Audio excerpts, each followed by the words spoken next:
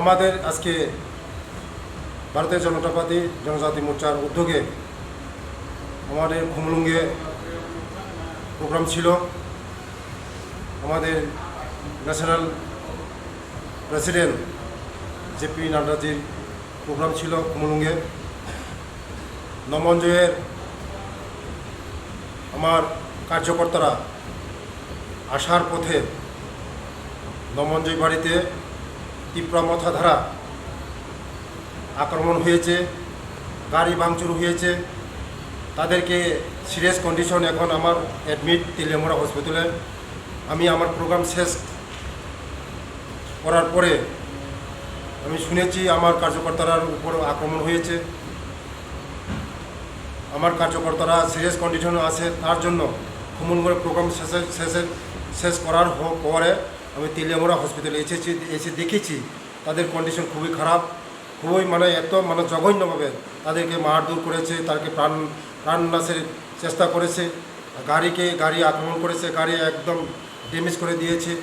এই ধরনের আপনারা যে এই টিপ্রা মথার যে আগামী দিনে কিছুদিন আগে আমার উপরে এই মঙ্গিয়াকামিতে হামলা হয়েছে। টিপ্রা মথা দ্বারা এত শৃঙ্খলা তাদের কাছে কিছু শৃঙ্খলা বলতে নেই। গুন্ডাগিরি, গুন্ডা মাফিয়া, সন্ত্রাস, এই ধরনের সারা ত্রিপুরা আজকে সারা ত্রিপুরা রাজ্যে সন্ত্রাস করেছে। সারা ত্রিপুরা রাজ্যে আমাদের বিজেপি কার্যকর্তাদের উপরে হামলা হয়েছে, সন্ত্রাস হয়েছে, গাড়ির তো ভাঙচুর হয়েছে। তার জন্যই আইন কাউকে ছাড়বে না। যদি মনে করে তারাই শেষ কথা, তারা শেষ কথা না, আইন তাদেরকে সব বিচার করবে। এই ঘটনা আমাকেও মঙ্গিয়াকামিতে প্রাণনাশের চেষ্টা করেছিল। তার জন্যই আমি এই ধরনের ঘটনাকে আমি তীব্র নিন্দা জানাই, তীব্র ধিক্কার জানাই, তীব্র ভাষায় প্রকাশ হয় না।